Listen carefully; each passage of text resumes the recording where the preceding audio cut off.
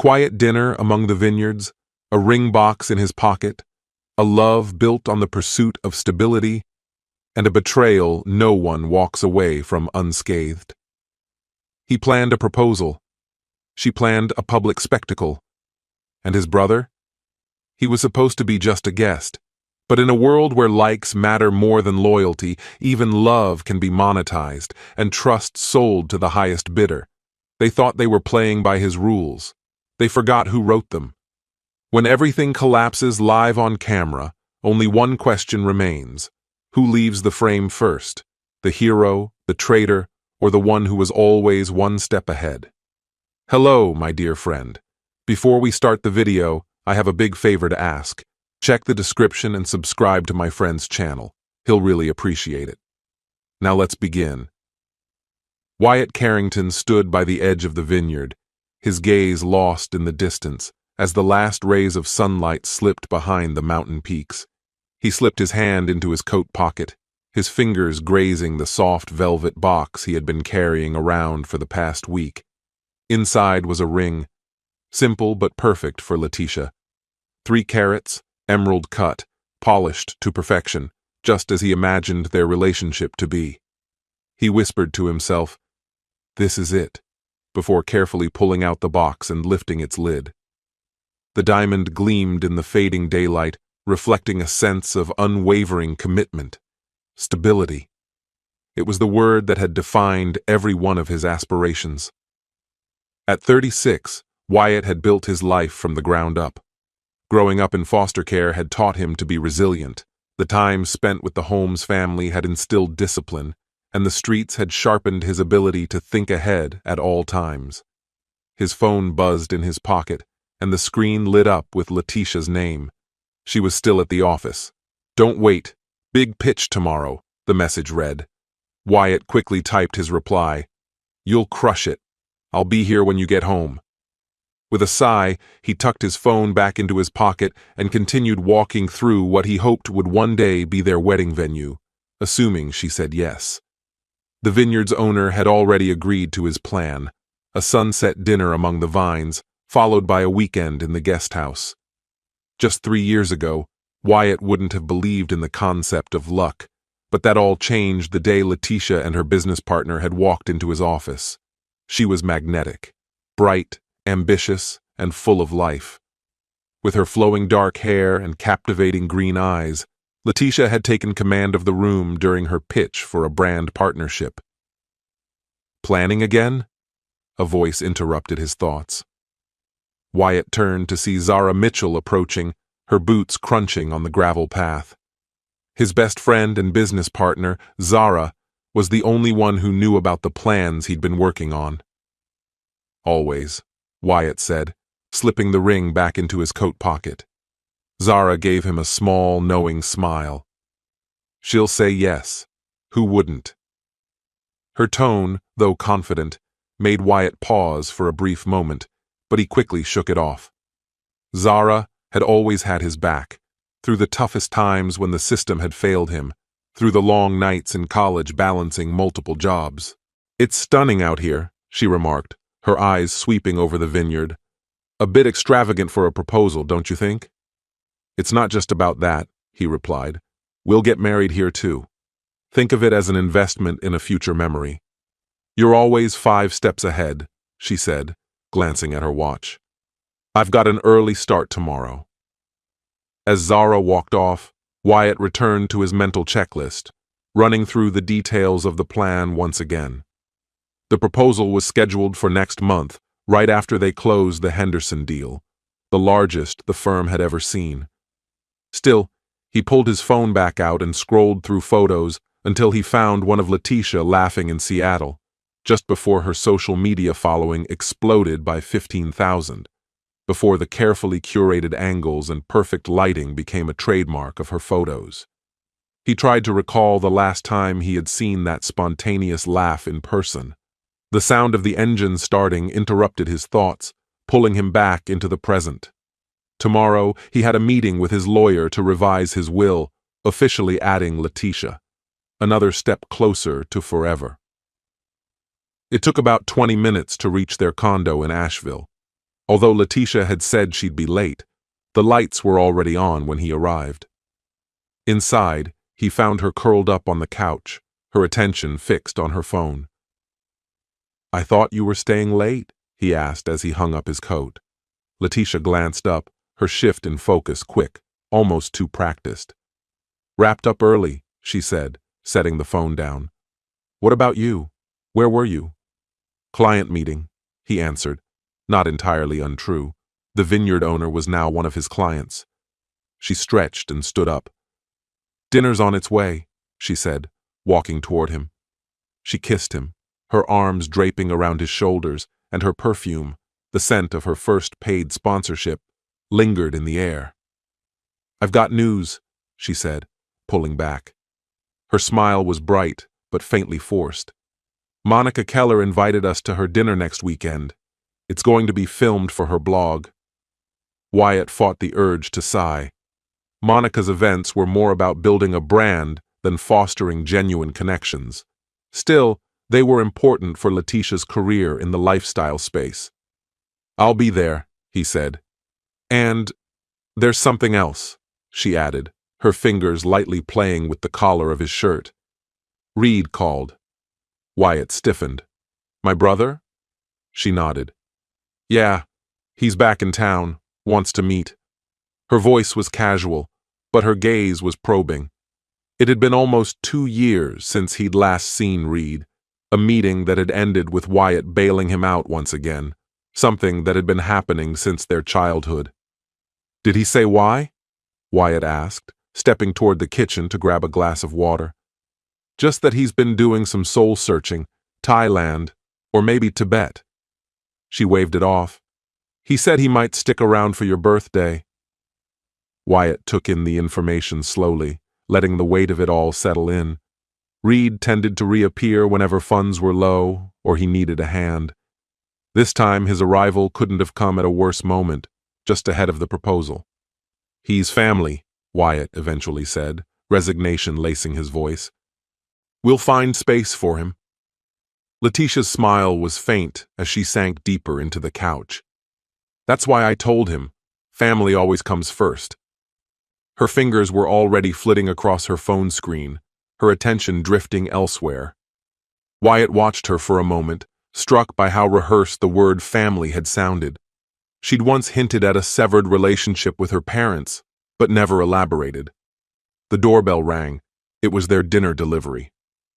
As Wyatt moved toward the front, he caught Letitia's reflection in the mirror. For just an instant, before she realized he was looking, her face was utterly blank. Then, as if on cue, her usual polished smile returned. Wyatt silently logged the moment, a habit from childhood.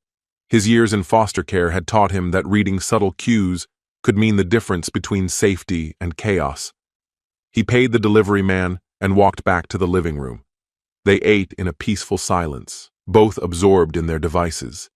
It was their nightly ritual, efficient, structured, routine. Later that night, with Letitia sleeping soundly beside him, Wyatt lay awake staring at the ceiling.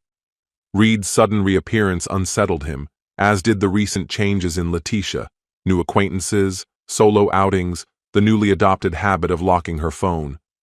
Trust didn't come easy to Wyatt. His upbringing had shown him that permanence was an illusion, and people left, except Letitia, or so he had believed. He turned to face her in the dark, uncertain if his instincts were warning him or simply playing tricks. Building a future with someone demanded vulnerability. It meant risking heartbreak. He closed his eyes, buried the unease, and tried to sleep. Saturday morning sunlight poured through the condo's windows as Wyatt finished his workout. His shirt clung to his back, soaked in sweat from his usual 50 push-ups. Discipline was his anchor. The front door swung open, and Letitia stepped in with 2 coffees. She'd recently taken to running early on weekend mornings, a new development. "Got you a black coffee," she said, setting the cup on the kitchen island. Wyatt stood, towel in hand. "Thanks. Good run?" "Great. Hardly anyone out by the river." She took a sip, meeting his gaze over the rim of her cup. "Don't forget, we're meeting Reed for lunch." Wyatt nodded, lifting the cup. The bitterness echoed the tension he was feeling. Reed had disappeared for 2 years, and now this reunion had been arranged. Not through him, but through Letitia. "I should shower," he said. As he walked by, she grabbed his arm. "Hey, it's going to be fine. He's trying." Wyatt glanced at her hand, resting on his forearm. "You've been talking to him a lot. Just smoothing things over. He's your brother, after all." She released him, stepping back. "Family's complicated. I get it," she added. "You rarely talk about yours," Wyatt said. A shadow crossed her face. "There's nothing to say," she answered, turning away to close the subject. An hour later, they pulled into the lot of a trendy restaurant downtown. Wyatt spotted Reed right away. Same unruly dark hair, same charming grin that had once won over teachers, caseworkers, and every girl in his path. "Wyatt!" Reed stood from the patio table, arms open. "Look at you, still built like a linebacker." Wyatt returned the hug stiffly, making no attempt to hide his discomfort. "Good to see you, Reed." Reed turned to Letitia, his smile widening. "And the gorgeous fiancée." He hugged her a moment longer than necessary. Wyatt noted how her hand lingered on Reed's back before she pulled away. "I ordered a bottle of rosé for us," Reed said, motioning to the open bottle on the table. "Still your favorite, right, Letitia?" Wyatt blinked. He couldn't recall her ever mentioning rosé. "Perfect," she replied, with a warm smile aimed at Reed. A waiter came, took their orders, and slipped back into the restaurant. A heavy pause followed until Reed cleared his throat. 2 years gone. I owe you both an explanation." "You don't owe me anything," Wyatt said evenly. Reed let out a short laugh, equal parts charm and provocation. "Still the quiet type, but no, I do, especially after you pulled me out of that Colorado mess." "The gambling?" Wyatt asked flatly. "Yeah, that was the lowest I've ever been." Reed leaned in, lowering his voice. "I had to step back and reset. I traveled through Southeast Asia, worked in a dive shop in Thailand, even spent time in a monastery." Wyatt sipped his water slowly, unmoved. He'd heard Reed's redemption tales before. "But this time's different," Reed said. "I'm focused, grounded. I'm actually starting a business." "What kind of project is it?" Wyatt asked. "Health and wellness retreats," Reed replied. "Think guided meditations, nature hikes, and local culinary experiences." He turned to Letitia. "It's actually pretty similar to your lifestyle platform." Letitia's face brightened. "That's exactly why we've been talking so much lately. There's a real chance to team up." Wyatt glanced between them. "So you two have been discussing business plans?" "We're just brainstorming for now," Letitia said quickly. "Nothing's been set in stone." "Well," Reed added, "she's been amazing, honestly. Her digital reach is exactly what I need to kick things off." Their food arrived, bringing a pause to the conversation. As they began eating, Wyatt watched the two of them fall right back into an animated exchange, bouncing around ideas about branding, social media traction, and digital engagement. They referenced prior chats and laughed over shared jokes that meant nothing to him. "You two seem pretty close," Wyatt noted when their conversation hit a brief lull. Reed glanced at Letitia before answering. "We've been video calling pretty regularly, mainly to trade ideas." "She's been mentoring me a bit," he added. "I didn't realize," Wyatt said, shifting his attention to Letitia.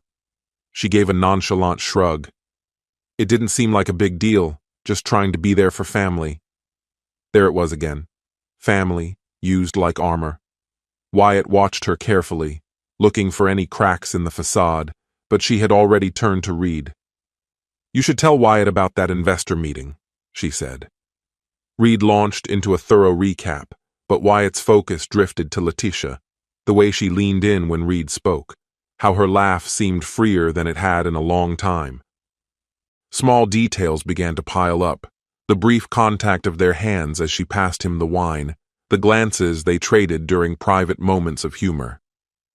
Midway through the meal, Letitia's phone buzzed. "It's Monica," she said after checking it.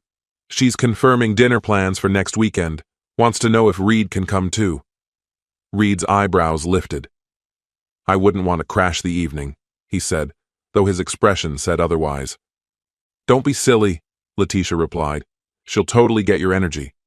And," she added, "it could be a great networking opportunity for the retreat idea." Wyatt said nothing. Reed clearly hadn't been part of the original plan. Letitia had added him. "Perfect," she said as she typed out a reply. "All three of us, next Saturday at Monica's." Wyatt offered a polite smile and nodded. "Sounds good." The rest of lunch passed with him more bystander than participant. When it came time to go, Reed insisted on picking up the tab.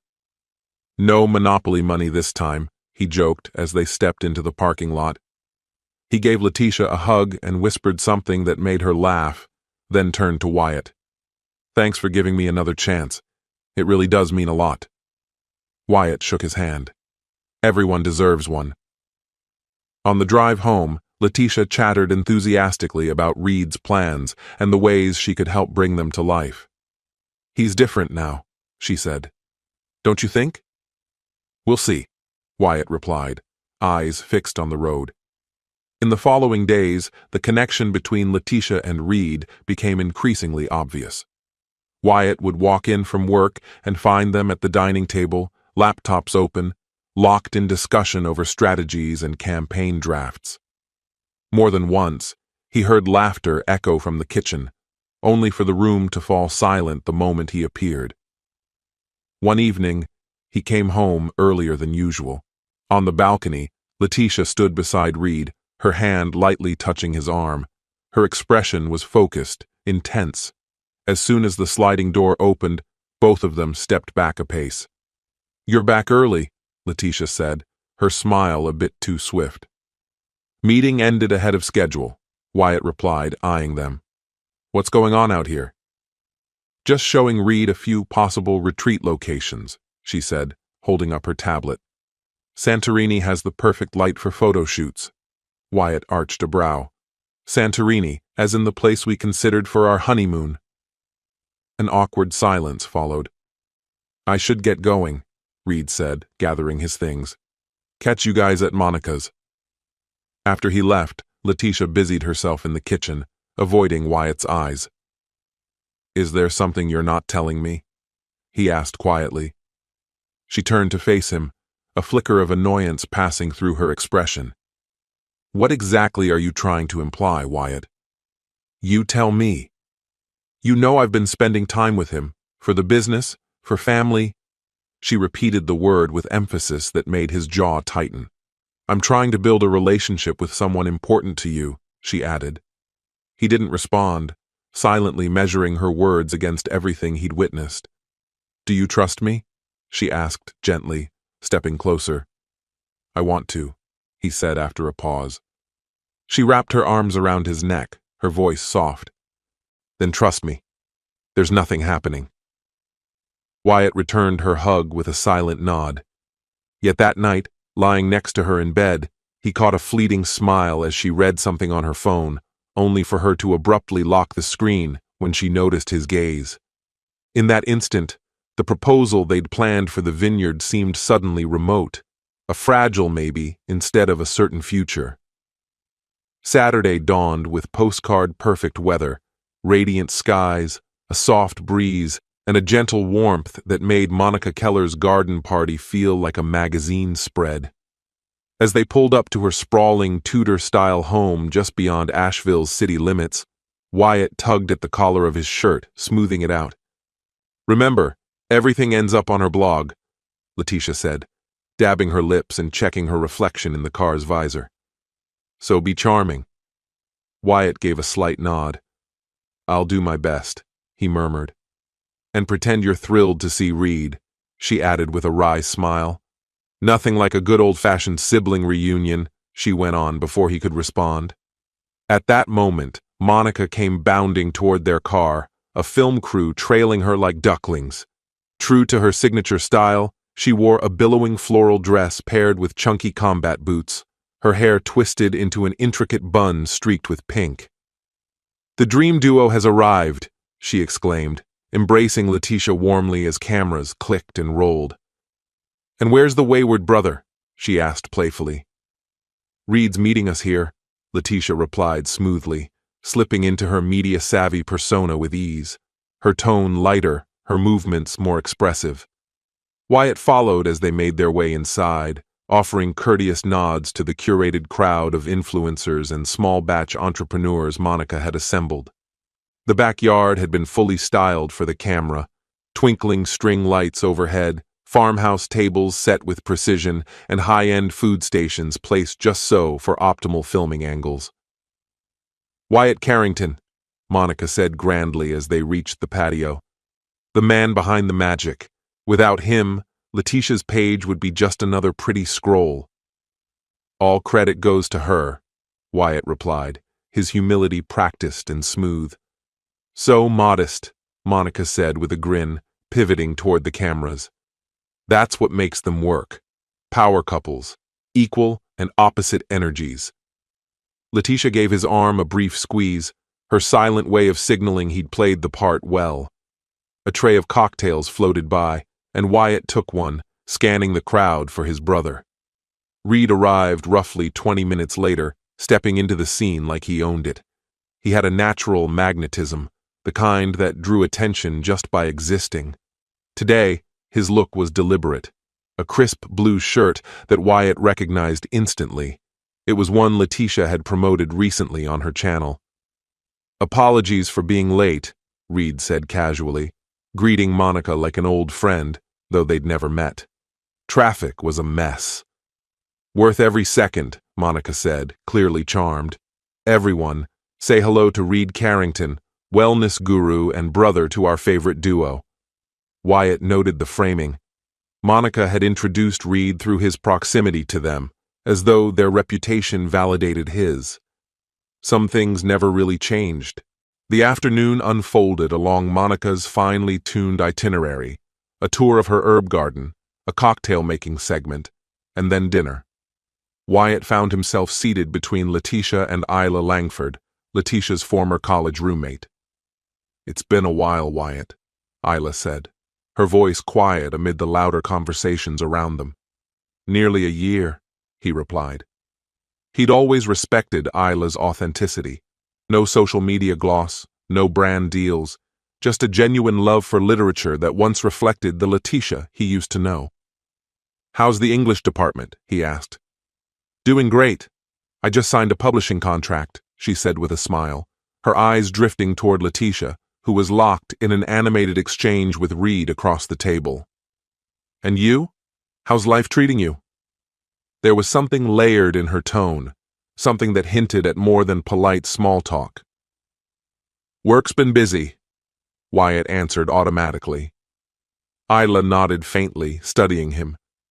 "Some people are incredible storytellers," she said softly, "but that doesn't always mean they're telling the truth." Wyatt opened his mouth to reply, but the sound of Monica's glass tapping silenced the table. "Before dessert," she announced brightly, "our soon-to-be groom has a little surprise for us." Wyatt froze. There was no surprise, no planned speech, but everyone had turned toward him, Letitia included, her expression unreadable. "Monica, I think," he began, but she interrupted with a conspiratorial smile. "We've prepared the perfect moment for your engagement toast," she said, gesturing toward the waiting cameras. "Everything's ready." It hit him. Monica must have misunderstood something Letitia had said. Perhaps a comment about the engagement had made her assume a public announcement was on the horizon, and now the entire party was waiting. Wyatt stood slowly, trying to align himself with the moment.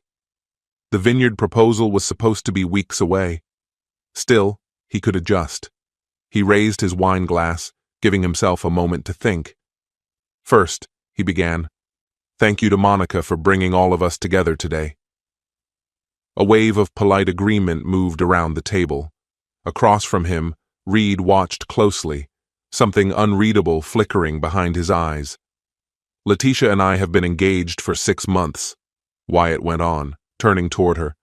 And during that time, I've thought a lot about the future we're building, one rooted in loyalty, trust, and honesty. His hand slipped into his pocket, brushing against his wallet. Inside it was a photograph of the two of them, taken before things had become so complicated. The ring, meanwhile, was still tucked away at home, waiting for a different moment that now might never come. A simple gesture sent a hush rippling through the crowd, a subtle surge of tension moving from guest to guest. "Here's to new beginnings," Wyatt proclaimed, raising his glass, "and to staying true to what we promise." Around him, glasses lifted in unison. Then, without warning, Letitia pushed her chair back and rose to her feet. The abruptness of her movement seized everyone's attention. Wyatt felt a sudden jolt of apprehension rise within him. "I have something I need to say," she announced, her voice cutting cleanly through the expectant quiet. She stepped away from the table, giving herself space as the camera crew subtly repositioned to capture her. Wyatt remained standing, his glass still lifted, a sense of unease tightening in his chest like a coil. "Wyatt is right," she said, "about turning the page, about the importance of trust, and that's exactly why I can't keep acting like everything's fine when it's not." A murmur spread among the guests, low, confused, and uncertain. Wyatt slowly lowered his drink. "Letitia," he said, barely above a whisper. "What are you doing?" But she didn't respond, didn't even glance his way. Her gaze was fixed on Reed, whose expression shifted rapidly, first puzzled, then slowly dawning with realization. "You can't argue with what you feel," Letitia continued. "There comes a time when you have to own your choices, even if it means changing direction." With poised, deliberate movement, she stepped in front of Reed, lowered herself onto one knee, and revealed a small box. A collective gasp swept through the room. "Reed Carrington," she said, her voice clear and composed, perfectly timed for the cameras that hovered like hawks. "Since the moment you came back, I've been trying to suppress this feeling, but I can't keep hiding from it. I want to build something with you." Reed's eyes went wide, genuine surprise flickering across his face before a deeper emotion settled in, anchoring him to the gravity of the moment. Tears welled up, right on cue. "Will you marry me?" she asked, flipping the box open to reveal a ring that Wyatt didn't recognize. The atmosphere turned weightless, breathless. Every eye darted between the three of them, Letitia kneeling, Reed overwhelmed, Wyatt motionless. Then Reed nodded, his voice cracking under the pressure as he murmured a quiet, "Yes." Cheers broke out, some enthusiastic, others unsure, as Reed pulled Letitia into a close embrace, one that teetered past propriety into something undeniably personal. Wyatt remained rooted, detached from the unfolding spectacle, watching it unravel with the strange clarity of a scene directed for maximum emotional impact. Cameras zoomed in. Monica's face morphed from astonishment to a calculating grin, the look of someone who'd just hit a jackpot of virality. Isla reached out, her hand brushing Wyatt's arm in silent sympathy. Someone tried to speak to him, but the words dissolved into white noise.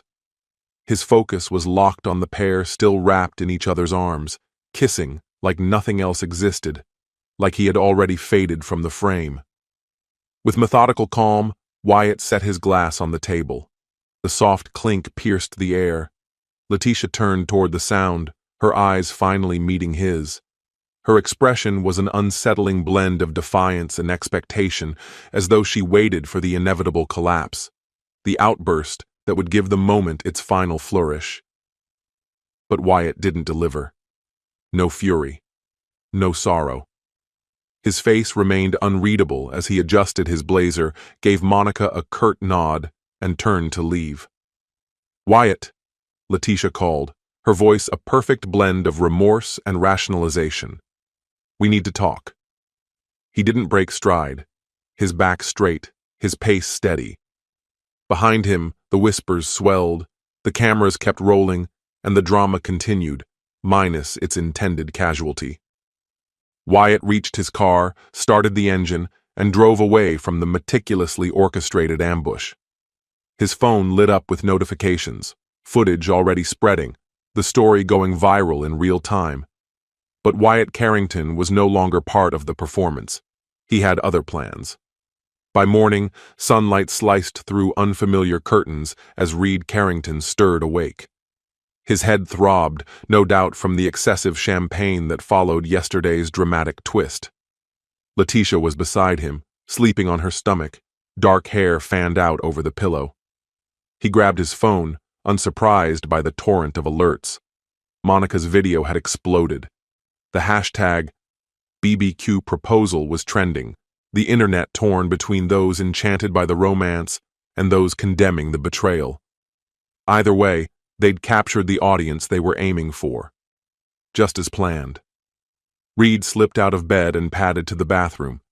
He splashed cold water on his face and studied his reflection. At 32, he still had that youthful charm, the disarming smile that bought him leniency, the kind eyes that softened blowback. But something about what he saw this morning felt off. The victory wasn't as sweet as he'd imagined. Back in the bedroom, his eyes landed on an envelope resting on the nightstand, one he was certain hadn't been there before. His name was written in precise, unmistakable script. Wyatt. Reed tensed. When had Wyatt come in? How had he gotten this close without either of them noticing? He carefully opened the envelope. Inside, a folded note and a small metallic object. He tipped the contents into his hand and froze. It was the same ring Letitia had used when she proposed, or so he thought. Under the unforgiving morning light, the illusion crumbled. What had shimmered like a diamond now revealed itself as cubic zirconia. The band, once assumed gold, was clearly a cheap alloy already showing signs of wear. Reed unfolded the note, a sense of dread tightening in his chest. Keep the costume jewelry, you two always did love playing pretend. W. Reed's throat tightened. Letitia, he called out, his voice sharper than intended. She roused gradually, the remnants of sleep clinging to her until her polished influencer grin settled into place. Morning, fiancée, she murmured, her voice thick with sleep. Check this out, he said, holding out a ring along with a folded piece of paper. Her expression fell away as she snapped upright, snatching both items from his hand. What the hell is this? This isn't the ring I chose. Confusion gave way to a rising tide of anger. Reed forced a light tone, despite the unease churning in his gut. Wyatt decided to swap out the original, said it was an upgrade. Her eyes flicked around the room, the bedroom she and Wyatt jointly owned in the condo. How the hell did he even get in here? Better question is when, Reed said, glancing around nervously. And maybe most important, where is he now? Letitia didn't respond. Her hand was already reaching for her phone. I'll call him. Straight to voicemail. She tried again. Same. Her brows pinched together. He blocked me. Try calling from mine, Reed offered. But his call failed too. He sank onto the edge of the bed, the fake ring now somehow feeling heavier than solid gold. He's just overreacting, Letitia said, but her voice betrayed the tremor beneath her words. He'll cool off. Reed looked at her, steady and serious. You know my brother. He doesn't lose his temper, he strategizes. Letitia stood abruptly, pulling on a robe as she moved toward the hallway. So what? We haven't broken any laws. The condo's in both our names. Most of our finances are separate, only the one account for shared expenses. She rattled off facts, as if logic might steady her nerves. Reed followed close behind, unease digging deeper with each step. He'd grown up alongside Wyatt, watched him survive on grit and brains when the system left them behind. Wyatt never acted on impulse. He planned, methodically. In the kitchen, Letitia came to an abrupt stop. Reed halted behind her. Every cabinet door stood open. Several items were missing. She yanked open the fridge. It had been selectively emptied. All of Wyatt's favorites were gone. "He moved out," Reed said, his voice low. "That's insane. His clothes are still—" She turned on her heel and rushed to the bedroom closet. She froze. His entire side was empty. Not just the clothes, everything. Even the specific wooden hangers he insisted on using were gone. Letitia drifted through the apartment like someone stepping through a bad dream. The office was stripped of particular electronics and documents, the living room shelves cleared of Wyatt's beloved book collection. Even his toothbrush had vanished from the bathroom. "How did he pull this off without waking us?" she said, stunned. "We weren't that drunk." Reed didn't respond. The answer hung between them. Wyatt was always several steps ahead, down to the last move. Letitia snatched up her tablet and began typing furiously. "I'm checking our accounts." Reed watched her face as her confidence gave way to disbelief. "He removed me from the joint account," she said. "Can he even do that?" "Wyatt has contacts," Reed reminded her. "He's had connections in finance, law, maybe even judges. He's been cultivating leverage for years." "This has to be illegal," she said sharply, fingers flying as she checked more apps. Her face turned ashen. "My personal account, it's been drained." Reed's breath caught. "What?" "I don't know how," she choked out, slamming the tablet down on the counter. "My savings, my investments, everything's gone." Reed felt the bottom drop out. This wasn't the brother he remembered. Wyatt was the rational one, the moral compass. "My credit cards," Letitia said suddenly, rummaging through her wallet. She pulled one out and tapped a banking app. "They're all canceled, every single one." He can't just do that," Reed said, though he didn't sound convinced. "Well, he did," she replied, voice now hollow. "Call Zara. She'll know where he is." Reed dialed Zara Mitchell. She had been a constant in Wyatt's life, from childhood friend to trusted business partner. She'd always treated Reed with a blend of fondness and dry amusement. An automated message played. "The number you have dialed is no longer in service." "She changed it," Reed muttered. "She's gone too." "This is insane," Letitia whispered, pacing the kitchen like she couldn't stay still. "It was just a proposal. People call off engagements all the time." "Not like this," Reed said quietly. "Not in front of an audience. Not when your brother's the one pulling strings." She turned to him with eyes sharp and accusing. "Whose side are you on?" "Yours," he answered immediately. "But we need to get serious. We have to understand what we're dealing with." She drew a shaky breath and nodded, grounding herself as best she could. "Timing's everything, isn't it? We have to act while the buzz is still alive. Monica's video just passed 500,000 views. That kind of momentum doesn't come twice. It's perfect fuel for your retreat pitch and a boost for my brand." Reed blinked, clearly thrown by the abrupt turn in conversation. "That's where your head is right now?" Letitia gave a careless shrug. "What else should I be thinking about? Wyatt will move on soon enough. But this window won't stay open for long." A cold weight settled in Reed's chest. For the first time, the possibility struck him. Maybe Wyatt had been right to walk away. Letitia was already picking up her phone. "I need to alert my sponsors. They'll want first access to the exclusive, our whirlwind love story." While she launched into her call, Reed wandered back into the bedroom. On the dresser sat the fake engagement ring and a folded note. He picked them both up, eyes scanning the handwriting again. You two always did know how to put on a performance. Wyatt had seen through it. Maybe not the full scheme, but enough to connect the dots. Enough to understand the proposal had been choreographed, carefully constructed to draw attention. It was a publicity ploy, crafted to amplify Letitia's social presence and give Reed's still non-existent retreat project some credibility. But Wyatt couldn't have known one crucial twist. The plan had veered off script. Reed had caught real feelings. Somewhere between the faked kisses and curated moments, truth had started to seep through.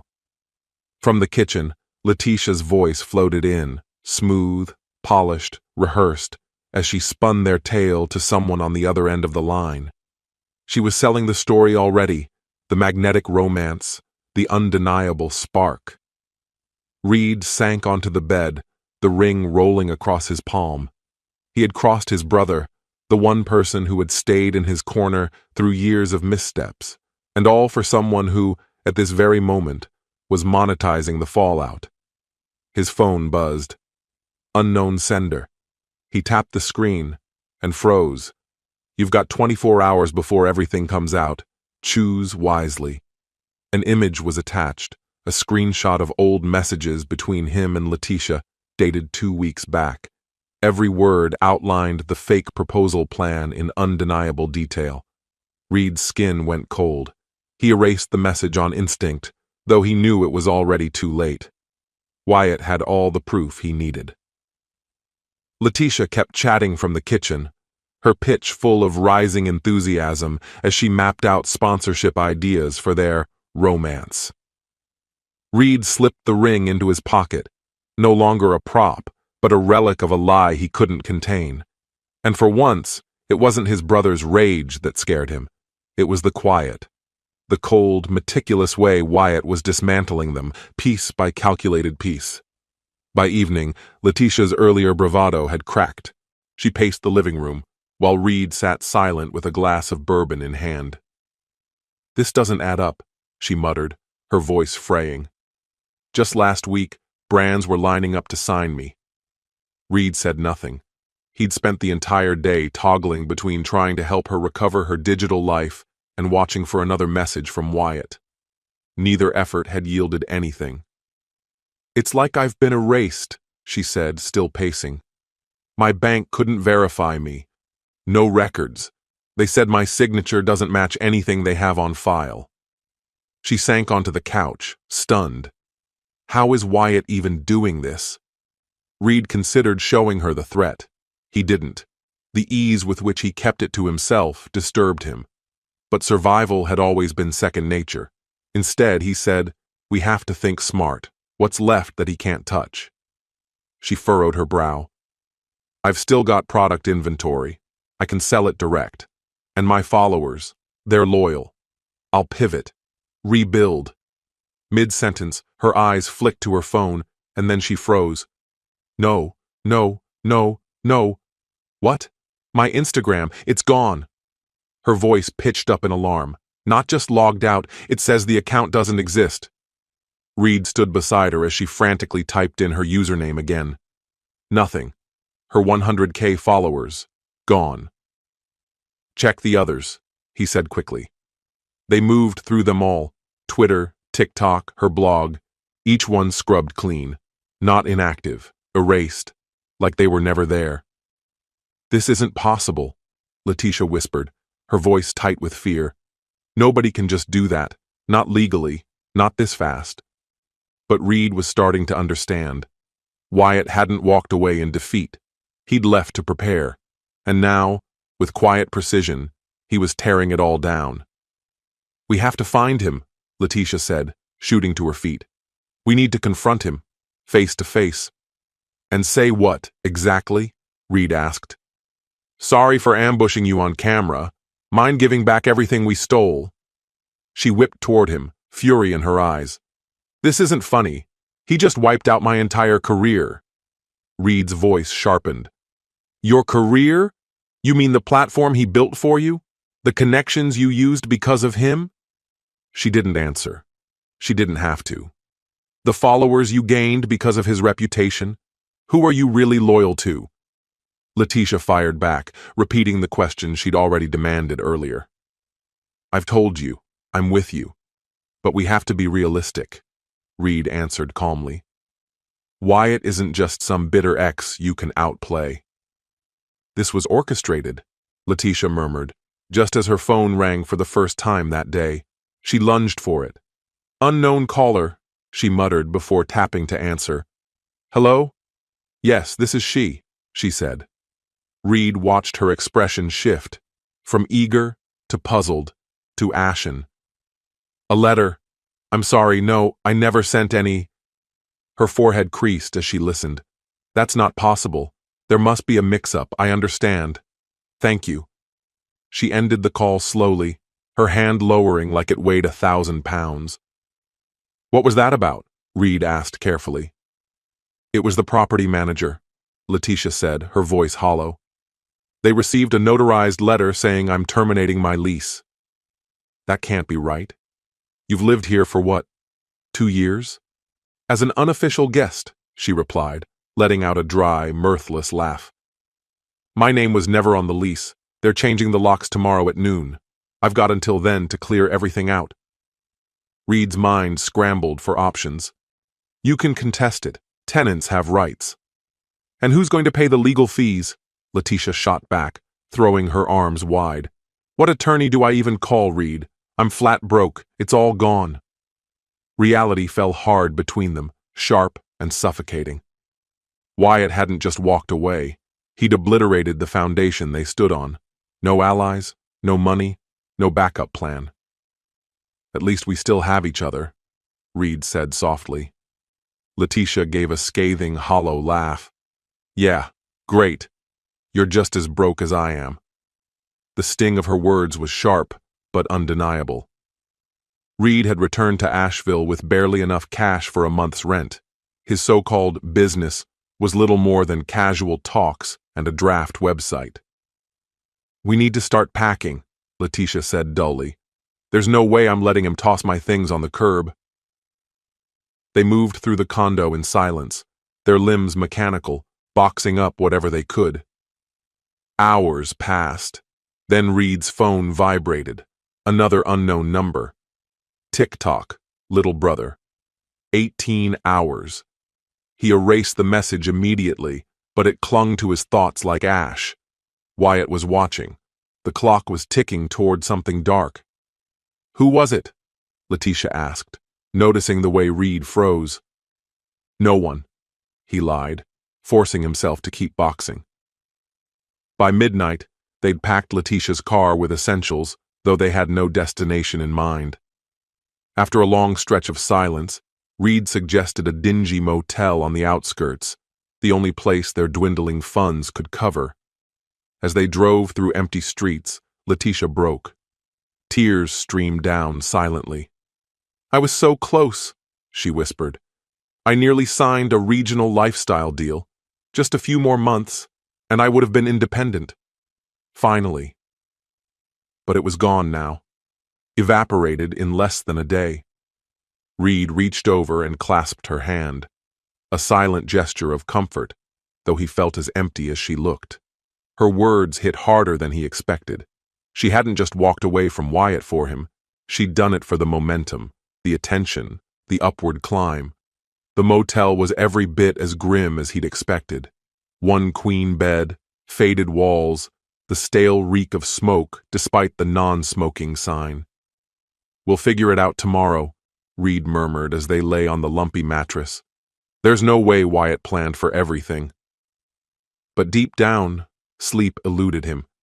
He feared exactly that Wyatt had, in fact, prepared for every last move. Morning brought no relief. Reed woke to find Letitia already dressed, eyes fixed on her phone screen. It's everywhere, she said, her voice numb. What is? He asked, still half asleep. Us. The barbecue pitch, but not the way we wanted it. She turned her phone to show him. A blog post titled "The Queen in Shattered Glass" filled the screen. The anonymous writer had dissected Letitia's life with surgical precision, exposing every manipulated connection, every carefully chosen relationship in ruthless detail. Who would publish this? Reed started to ask, then stopped as the truth hit. Isla Langford, Letitia said coldly. My old roommate. We had a fallout when she accused me of stealing her boyfriend. She let out a short, jagged laugh. She wasn't wrong. Reed took the phone and scrolled, reading through the post. It included screenshots of private messages, clinical, calculated exchanges where Letitia turned boyfriends into brand opportunities. There's more, Letitia said flatly, switching tabs. A video began to play. Zara Mitchell, Wyatt Carrington's most trusted friend, addressed the camera with a calm, measured delivery. I've been contacted by many regarding the viral barbecue proposal featuring my friend Wyatt, his fiancée Letitia Davis, and his brother Reed. Instead of fanning the flames, I think it's best to let the facts tell the story. Her introduction faded into a series of video clips. Letitia and Reed, believing they were alone, plotting the proposal. They laughed while mapping out a plan to generate maximum attention and predicted exactly how Wyatt would react. Reed recognized the footage instantly. It was captured by the security cameras in the office building where he and Letitia had met discreetly, thinking no one would ever find out. "These were private moments," Letitia said through clenched teeth. "How did she even get these?" Reed stayed silent, eyes glued to the screen, forced to hear his own damning words. "We'll catch him completely off guard. That's what we need. He's so predictable. He'll just freeze, do that stiff stare, and then walk off. It'll make the ending perfect." The final clip cut back to Zara. "Decide for yourself. But remember, Wyatt Carrington deserved better." Letitia, fuming, hurled her phone across the room. "That backstabbing bitch was recording us." "I don't think it was Zara," Reed said softly. "I think it was Wyatt." He continued, "That office. We didn't just pick it at random. It's part of his investment firm. The building probably has surveillance running in every corner. He's been sitting on this, waiting for the right moment." Letitia spun toward him, eyes burning. "Then why didn't he stop it before the proposal? If he knew, why let it happen?" Reed had been grappling with the same thought. The answer chilled him. Public disgrace cut deeper than a private confrontation. Wyatt had let their plan unfold, only to obliterate them in one calculated blow. Letitia snatched her phone again and pulled up social media. Her face drained of color. "It's everywhere. Twitter, TikTok, every local station. They're calling me Barbecue Bride." Reed asked, "What about your backup profiles?" He knew she kept alternate accounts, contingency plans in case her main ones ever imploded. She'd once bragged about her digital defenses. "They're all locked," she said, stunned. "Marked for suspicious activity. Every last one. I can't even create new profiles. My email addresses are blacklisted." Reed checked his own phone. His modest online presence had been wiped clean too. It was clear. Wyatt had gone to great lengths. A notification buzzed on Reed's screen, a message from an unknown sender. "The truth will set you free, or bury you. 12 hours remain." He deleted it on instinct, but the message lingered in his mind. What would happen when the countdown ended? "We need to get out of here," he said. "Start over somewhere else." Letitia glared at him like he'd lost his mind.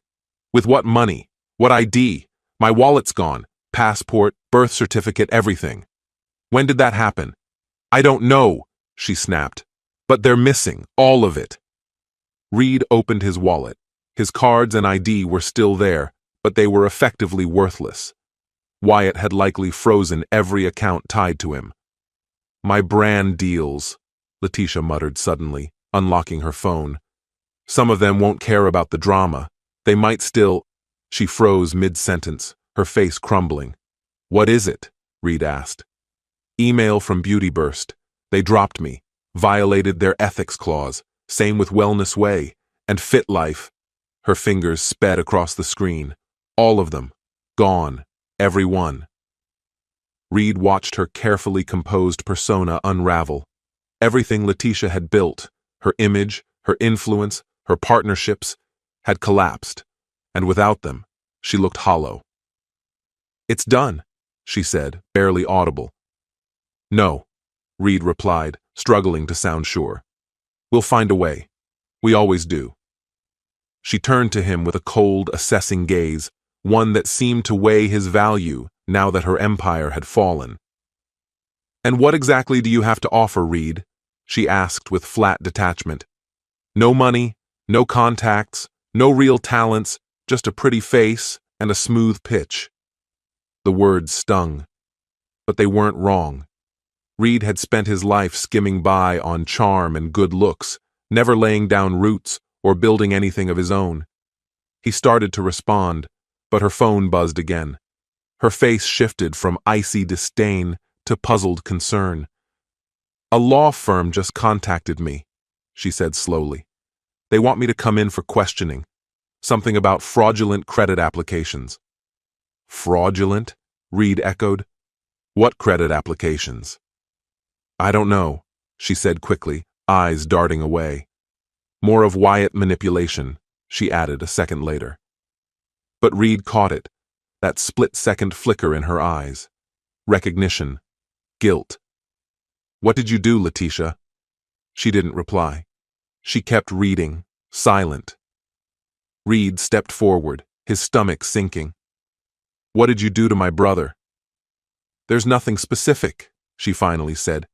"Just a few accounts I opened to get my company started. His credit score was pristine. It helped me get approvals." "You used his information without asking." "He would have said no," she replied matter-of-factly, like that justified it. "Anyway, I stayed on top of the bills. It didn't do him any harm." Reed stared at her, as if only now recognizing the truth about the woman he'd chosen over his own brother. "How many accounts exactly?" "3 or 4, she said quickly, then hesitated under the weight of his stare. "All right, more like 7. You forged his signature, didn't you?" Her silence confirmed everything. "Jesus, Letitia, that's fraud." "Wyatt could have you charged," he added. "He won't," she said sharply. "He'd never risk his reputation getting dragged through the dirt." But Reed noticed the flicker of uncertainty in her eyes. Even she wasn't fully convinced. Wyatt had already proven he valued integrity more than his own comfort. "We should talk to a lawyer," Reed suggested. "Maybe there's a way to—" "No," she interrupted. "We cut him off. I'm not confessing to anything. It's his word against mine. Whatever he thinks he's got won't stick." But Reed knew better. His brother was methodical, the kind of man who archived receipts and documented everything. Right on cue, his phone buzzed with another message. 6 hours remaining. Make your choice. This time, Reed didn't delete the text. He just stared at it, weighing 2 grim possibilities. Stand by Letitia and face the storm Wyatt was preparing, or leave. "I need to get out for a bit," he said quietly, reaching for his coat. "Grab something to eat." "I'm not hungry," she replied without looking up, still absorbed in another failed attempt to access a locked account. Her focus was elsewhere, her digital identity collapsing one blocked login at a time. Reed walked until he reached the edge of the motel parking lot. There, under flickering lights and a sky-threatening rain, he finally did what he'd avoided the day before. He called his brother. Wyatt picked up after the second ring. "I figured you'd call eventually," he said, calm and composed. 5 hours and 43 minutes left. Cutting it close, as usual. "What do you want?" Reed asked. "Nothing," Wyatt said. "Not anymore." The finality in his tone struck like a blow. "Wyatt, Don't," his brother cut him off. "I don't want apologies. I'm offering you one last opportunity. Not because you deserve it, but because you're still my brother." Reed didn't breathe. "Walk away from her," Wyatt said. "Before this all crashes down. She's going to be destroyed. You don't have to be." "What are you planning?" Reed asked. "Justice," came the answer, firm and flat. "For everything?" "For all of it. The credit theft and more. She's been busy." Reed shut his eyes, the weight of it settling deep in his chest. "And if I leave?" he asked. "Then you start clean. No help from me, but I won't stand in your way. You'll be on your own." It was a stark choice. Escape and lose the last bit of support he had, or stay and go down with Letitia. Freedom, but at a cost. 5 hours, 31 minutes, Wyatt said. "Decide." The line went dead. Reed stood in the cracked asphalt of a rundown motel, staring into a decision that would define his life. Inside, Letitia was unraveling. Her afternoon was a frantic scramble to reclaim her online identity. Every attempt to rejoin platforms was met with swift bans. New email addresses were blocked on site. Even her efforts to leave comments on news articles were being auto-filtered. "I've been wiped out," she said when Reed returned, uneaten sandwiches in hand. He watched her struggle with a detached expression, the countdown echoing in his mind like a drumbeat. "Maybe we need some space," he said gently. "Just until this settles down." "You're abandoning me?" she asked, eyes narrowing with suspicion. "No, just thinking tactically," he said. "Wyatt sees us as a unit. If we separate, maybe—" "Maybe what?" she snapped. "He gives you a pass because you share DNA?" Her laugh was cold. "You betrayed him worse than I ever did. You're his brother." The accusation landed, but Reed stayed steady. "I just think we might have a better shot if we're not tied together right now." She stared at him, a new edge in her gaze. "You talked to him, didn't you?" "No. Don't do this, Reed. Don't lie to me." She stood abruptly, cutting the space between them in seconds. "What did he offer you? Was it money? A way back into his favor?" "Nothing," Reed said, his voice hard. "There was no deal." Technically, that wasn't a lie. Wyatt hadn't made any promises, no aid, no bribes, just the elimination of a threat that had loomed too long. That had been more than enough. Letitia looked like she wanted to argue, but her phone buzzed. She glanced at the screen, a flicker of hope crossing her face. "Finally," she breathed, and answered, "Letitia speaking." Reed watched her pace as she slipped into a practiced, professional tone, urgent, polished, a voice designed to save crumbling connections. Minutes dragged on. Her words grew increasingly desperate. "I understand your position, but it's more complex than that. No, the footage doesn't reflect the full context. It's just a temporary issue. Of course, I still value our relationship." Eventually, she stopped moving. Silent now, she listened for a long beat before letting out a breath like defeat. "I understand. Thank you for the call." She ended it and dropped onto the edge of the bed, the weight of it all crushing her voice. "They're not just cutting ties. They want the last payment back." $15,000, she added hollowly. "Already spent." "Can they even demand that?" Reed asked. "Morality clause," she muttered. "They're accusing me of bringing bad press to the brand with inappropriate personal conduct." She looked down. "They're all saying the same exact thing, like they're reciting it off a script." Reed didn't say it aloud, but they probably were. Wyatt's script, word for word. "How much do you owe altogether?" he asked. She let out a short, bitter laugh. "Across all sponsors, nearly 100 grand. Money I don't have. Money I can't even hope to get." 3 hours left before Wyatt's deadline. Reed felt it, like a ticking fuse winding toward something catastrophic. "I need to make some calls," he said, already heading for the door. "To who?" she called after him. "Everyone's turned their backs. We're out of options." "I'll figure something out," he said, not stopping, vanishing down the hall. In the parking lot, the decision hit him quickly. He was shocked by how simple it was.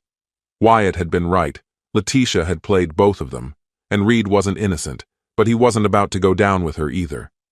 When he returned, Letitia was desperately trying another contact. "I'm leaving," he said flatly, not offering context. She lowered the phone slowly. "What are you talking about?" Us. It's over. It isn't working." "So you're bailing? Because it got difficult?" Her voice dropped, sharp with restrained fury. "The second things go bad, you run." "This isn't just bad, Letitia. It's a total implosion." "And you're giving Wyatt everything he wanted," she said, stepping in, her voice like a knife's edge. "After all we built, after everything we risked." "What did you risk?" Reed snapped. "You used Wyatt from the beginning. You used me, too, for exposure. For your brand. Don't pretend any of it was real. Her eyes narrowed to slits. You were fine playing along when it suited you. She wasn't wrong. He had gone into it clear-eyed, trading loyalty for ambition, and for her, but knowing that didn't ease the guilt. I'm sorry, he said, and he meant it. But I'm done. Letitia's face hardened. Fine, go. But don't come crawling back when I come out the other side of this, because I will. I hope you do, Reed said softly. But he doubted it. Not with Wyatt pulling the strings behind her collapse. He gathered what little he owned, just one worn duffel. 32 years of wandering reduced to a single bag. At the door, he paused. For what it's worth, I did care. Not enough, she said, emotionless. Not when it really mattered. He gave a small nod. She was right. Goodbye, Letitia. He stepped out and shut the door on her silence, feeling no relief, no grief, only the cold finality of choosing the lesser disaster. Outside, in the fading light, Reed pulled out his phone and sent a message to the number Wyatt had used. I'm out. On my own. Like we agreed. The reply came instantly. Smart call. Bus station. Ticket to Charlotte's waiting under your name. One way. Reed slid the phone into his pocket and started walking. In the half-lit motel room behind her, Letitia remained seated, gripping at whatever fragments of pride she could still claim, unaware that the worst had yet to arrive. Wyatt's clock was down to its final 2 hours. Trapped within that airless box of a room, the facade she'd clung to finally crumbled. She flung her phone at the wall, glass splintered on impact, the quiet crack oddly satisfying, like a mirror of the chaos she could no longer suppress. Coward, she muttered, venom coating the word, conjuring the image of Reed's retreating back. Men, they all followed the same pattern, present when it suited them, loyal only when tested by nothing. When she stooped to collect the wrecked device, it surprised her by still functioning, a grim sort of gift. The fractured screen suited her now, reflecting the shattered version of her life. A soft ping announced a new notification. Yet another ugly voice added to the online uproar surrounding the now infamous barbecue proposal. Against reason, she tapped it. Serves that gold digger right, read the leading comment, buoyed by hundreds of upvotes and laughing emojis. She scrolled further down, each post more vicious than the last. Years of carefully managed reputation were now reduced to dust, replaced by a cartoon villain version of herself. Now she was the barbecue bride, an attention-chasing manipulator accused of faking heartbreak for likes. And the sharpest sting? The smear wasn't entirely fabricated. During the planning, she'd actually cared for Reed, but enough of the rumors rang true that she couldn't deny them outright. Another chime. This time, an email. Another sponsor had cut ties. She didn't even open it, just flicked it into the trash with a swipe. The walls seemed to draw closer, her chest tightened, and her breathing hitched as a wave of panic began its ascent. These attacks weren't unfamiliar, but they usually happened in private, tucked away from the flawless persona she crafted online. Now, there was no veil to hide behind.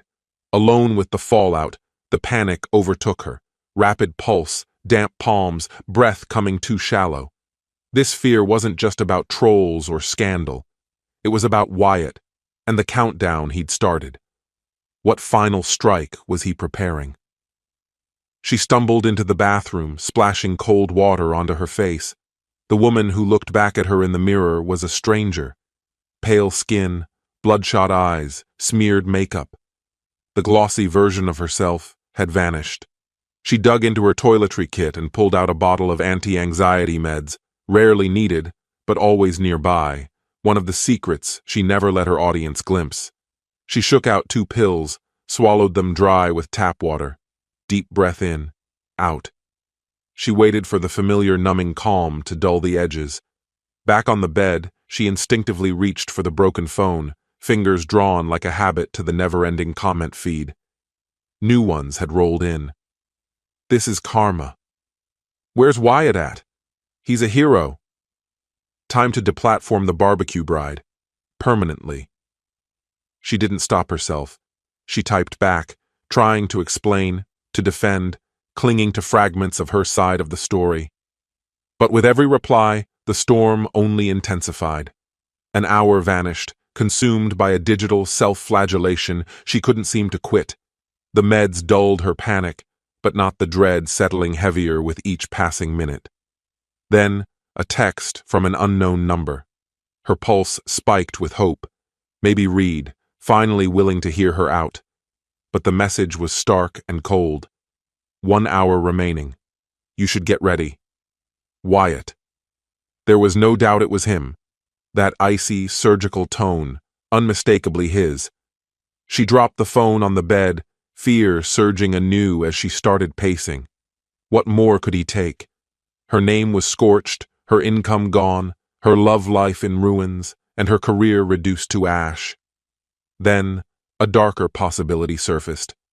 The credit cards she'd opened in Wyatt's name, the doctored financial records, the ghost accounts she'd rationalized with delusions of charm and invulnerability. She lunged for her laptop, the only device Wyatt hadn't touched, and frantically began to search. North Carolina penalties for credit fraud and identity theft. The search results delivered a cold verdict, up to 5 years in prison. A felony. A record that would haunt her forever. He wouldn't do that, she whispered into the silence. Not Wyatt. The man she'd once known had valued discretion, was obsessed with maintaining appearances. But that man had disappeared the second she dropped to one knee, in front of his brother. Whoever was pulling the strings now had erased her life in under 48 hours, and he was still not finished. Another buzz, another unfamiliar number. This time, a video call. Letitia hovered a moment, then accepted it. Isla Langford's face blinked into view, warped by cracks in the shattered screen. "Hello, Letitia," Isla said, her voice calm, her expression unreadable. Letitia's throat felt raw. "What are you doing?" "I'm here to offer you a decision," Isla replied, pushing up her glasses with the same academic detachment she'd worn since college, untouched by any of Letitia's cosmetic makeovers. "A decision about what?" "About how this story ends when the clock hits 0, Isla said evenly. "Wyatt asked me to call." So this was it, the final play. Letitia straightened, trying to summon what remained of her self-respect.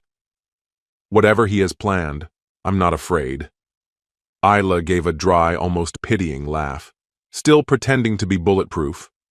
"Just tell me what he wants," Letitia snapped, her composure thinning. "A confession," Isla answered. "Posted to Monica Keller's blog. Tell it all, how you engineered the spectacle, how you deceived both Carrington brothers, every single part of it. That's the agreement. Refuse, and the evidence of your financial misconduct goes straight to the district attorney instead of disappearing forever. The decision is yours." Letitia stared at the message, heart pounding. The choices were ruthless, public ruin or possible prison time. One meant giving up the last pieces of her reputation. The other, the entirety of her freedom. "How do I know he'll keep his word?" she asked at last. "Because, unlike you," Isla replied with icy confidence, "Wyatt actually lives by a code. Your confession guarantees his silence, indefinitely." "You've got half an hour," she added before cutting the call, leaving Letitia to sit with the suffocating quiet and an impossible ultimatum. Her polished facade was already cracking. The only unknown was how far the collapse would go. Precisely 28 minutes later, Letitia was in front of her laptop, Monica Keller's blog submission portal open and ready. Only one option remained. Her confession was crafted with care, just enough to acknowledge wrongdoing while preserving a shred of dignity. She claimed that her connection with Reed had grown real, that it hadn't been all a ploy.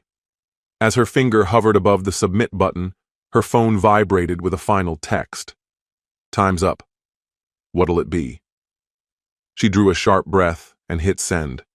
The post would publish once Monica approved it. An ultimate humiliation.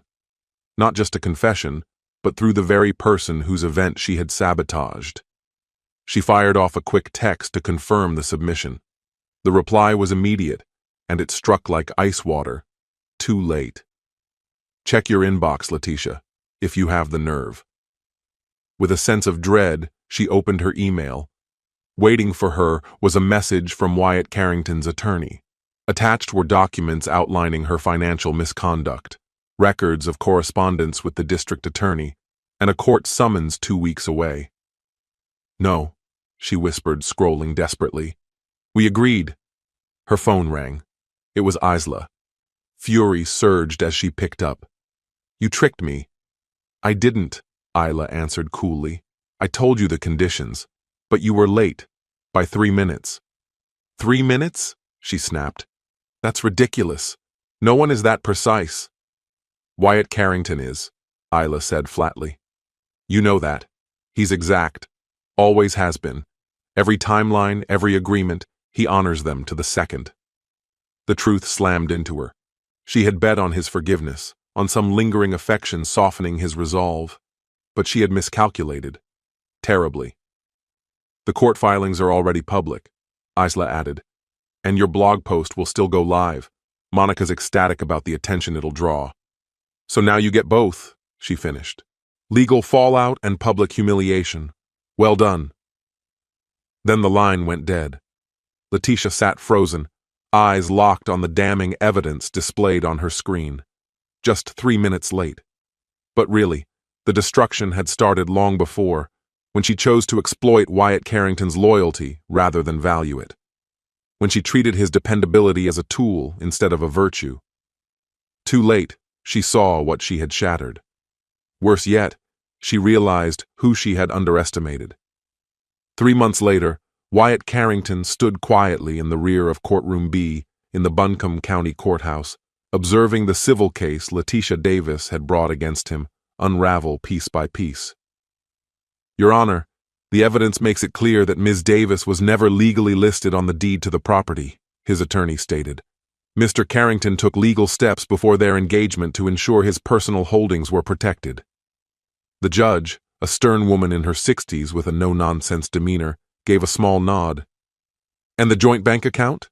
Ms. Davis is claiming half." "Our financial records show," the lawyer continued, "that Mr. Carrington was the only contributor over the account's entire 3-year duration. Ms. Davis never deposited a single cent." Wyatt kept his face neutral as Letitia turned in her seat to scan the courtroom. Her eyes locked onto his, burning with frustration and quiet pleading. The time apart had left its mark. The designer labels were gone, replaced by a generic suit. Her once glossy hair was limp and hastily styled. The confident posture she used to wear like armor now sagged under the weight of defeat. Their eyes met for only a moment before Wyatt looked away, focusing again on the proceedings. He wasn't here for vengeance. He wanted closure. "Ms. Davis," the judge addressed her, "you're requesting $5,000 in emotional damages. On what grounds?" Her attorney shifted awkwardly, aware the argument had little support. "Your Honor, my client suffered significant emotional and reputational harm as a result of Mr. Carrington's actions, which contributed to the collapse of her public image and professional platforms." Wyatt's attorney stood with calm assurance. "If the court will allow, we've submitted video evidence proving that Ms. Davis orchestrated a public deception specifically intended to grow her online following, using Mr. Carrington as leverage. The consequences she's facing are self-inflicted." The judge methodically flipped through the stack of documents on her bench, her demeanor growing more severe with each passing moment. "I've gone over the video evidence, counselor," she said, her voice edged with disapproval. "It doesn't exactly paint your client in a sympathetic light." Letitia leaned closer to her attorney, whispering urgently, her anxiety barely contained. Her lawyer, clearly unsettled, adjusted his stance under the weight of the judge's gaze. "Your Honor," he began carefully, "while interpretations of the breakup events may differ, what's beyond dispute is that Mr. Carrington took extraordinary measures to erase my client's digital footprint, which directly resulted in substantial and quantifiable financial harm. Was your client the legal owner of the affected accounts? The judge asked, her tone sharp, eyes narrowing. That's a bit of a gray area. A simple yes or no will do, counselor. With a weary breath, the lawyer relented. No, not technically. The accounts were created under terms of service that granted the platform's authority to deactivate them at their discretion. The judge gave a brisk nod. And did Mr. Carrington personally request their removal? Before he could respond, Carrington's lawyer interjected. There's no record indicating my client ever contacted those companies. Miss Davis's accounts were suspended for breaching platform guidelines, specifically for gaming the system and using deceptive tactics. The judge reviewed the submitted account termination notices again, then turned her attention directly to Letitia. Miss Davis, she said evenly, your claims lack legal merit. Mr. Carrington's actions were lawful, and your account losses stemmed from violations of the platform's policies. She then shifted her attention to Carrington's counsel. Now, regarding the counterclaim involving financial fraud, she paused as she lifted a separate stack of papers. The court will now consider the evidence showing that Miss Davis opened 7 separate lines of credit using Mr. Carrington's personal information without his consent, amassing around $12,000 in debt. Letitia's attorney reached out to restrain her as she started to rise. Their whispered exchange quickly turned tense and heated. After a long moment, the attorney stood to address the bench. Your Honor, in light of the evidence, my client would like to formally withdraw her complaint against Mr. Carrington. Duly noted, the judge replied. We intend to proceed with the countersuit, Carrington's lawyer declared. Mr. Carrington seeks full reimbursement for the fraudulent debt, in addition to legal costs and damages. The proceedings dragged on for another hour, each submitted record further cementing Carrington's position. Wyatt remained composed throughout, his expression unreadable. He wasn't basking in victory or reeling from past wounds, just resolute, intent on seeing this through. When the final decision came, it was swift and unequivocal. The court hereby dismisses Miss Davis's suit, the judge announced. The countersuit is upheld. Full restitution is granted, $12,000 in fraudulent debt, along with $43,000 to cover legal fees and damages. She turned to Letitia one last time. Considering your current financial state, I strongly advise consulting a bankruptcy attorney immediately. As the courtroom began to empty, Wyatt didn't move. He watched as Letitia's lawyer frantically gathered his things and left, likely aware that compensation for his services was no longer in question. Letitia stayed rooted at the plaintiff's table, staring blankly ahead. Eventually, she stood and turned to face Wyatt, catching his gaze. This time, he held it. She approached him slowly, visibly holding herself together. Was this what you wanted? She asked in a quiet voice, calm but laced with tremor. It wasn't about want, Wyatt answered. It was about doing what needed to be done. Doing what was right? She repeated bitterly. Or just settling a score? No, he said flatly. It was about accountability. A dry, bitter laugh escaped her lips. You've obliterated everything I worked to build. You built it on falsehoods, Wyatt replied, standing to meet her eye. By manipulating people, by lying. And you're innocent in all this? She shot back. You played dirty, too. I didn't start this, Letitia, he said. I just saw it through.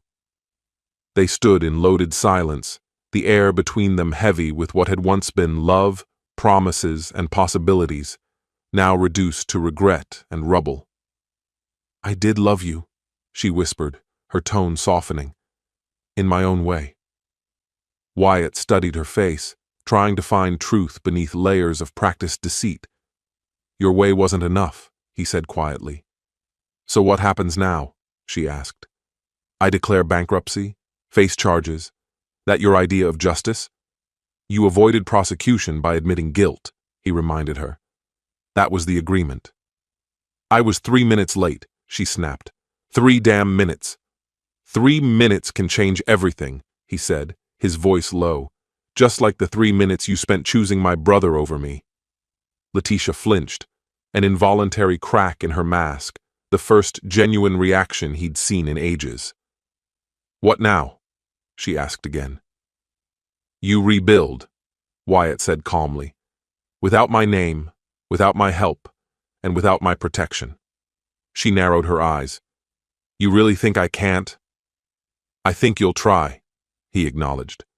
But you can't build something lasting on lies. Eventually, the cracks show. Watch me, she murmured with quiet defiance. Wyatt gave her a small nod, not of agreement but of recognition, then turned and walked away. Letitia Davis remained standing, alone in the courtroom, surrounded by the echoes of her defeat, not entirely broken, but unmistakably brought down.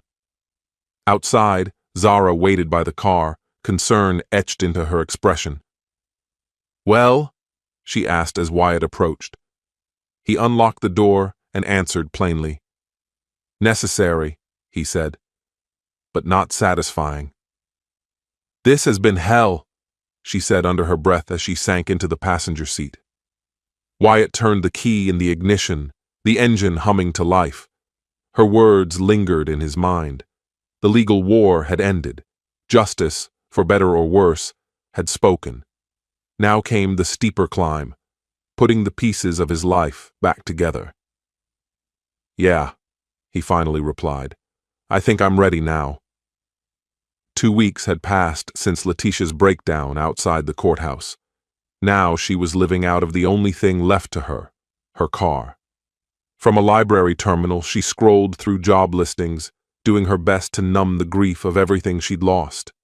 Bankruptcy filings were in motion, her apartment was long gone, and her entire life had been reduced to the contents of her vehicle. Her fall from internet fame to obscurity had been swift and merciless. Even her parents, estranged for years, hadn't answered when she'd tried calling. A sudden alert chimed on her prepaid phone, one she'd bought in cash to keep her identity under wraps. Her pulse spiked. Only one person would text her now. She opened the message from Reed. You told me I was the chosen one. But really, I was just the tool. Letitia's confusion gave way to a sharp, cold understanding. After months of evasive check-ins and vague talk of reconciliation, Reed was cutting the cord. She typed back quickly, What are you trying to say? The reply didn't come right away, just the blinking of the typing bubble, 3 dots fading in and out, until the final message appeared. It means goodbye, Letitia. None of this was ever real. It's done. The heat of anger surged through her, fast and vicious. You're abandoning me now, after everything I've endured? He didn't respond immediately. When he did, it hit harder than expected. What's left to stay for? More guilt? More finger-pointing? You used me to reach Wyatt, then leaned on me like I owed you something while you dragged him through court. I'm done being your prop. Her fingers trembled as she tapped out her reply. You mattered to me. What we had meant something. Maybe once, but not anymore. I hope you find peace. His final message sliced deep. Reed, her last emotional anchor, had cut himself free without a second thought. Where are you? She typed. Can we talk? Just once? No answer. Reed, please, just tell me where you are. Only silence followed, and that silence said everything. Reed Carrington had vanished, just like his brother before him. Letitia dropped her phone onto the seat beside her, blinking back the tears threatening to spill. Rage swelled inside her, bitter and helpless. How had her life unraveled so fast?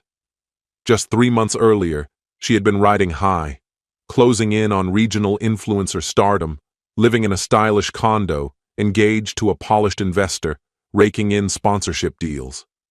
Now, she slept in a car, rinsed off at a fitness center, and filled out job applications under her birth name, Lena Dorsey, a name she'd buried years ago in favor of the flashier Letitia. Her phone buzzed again.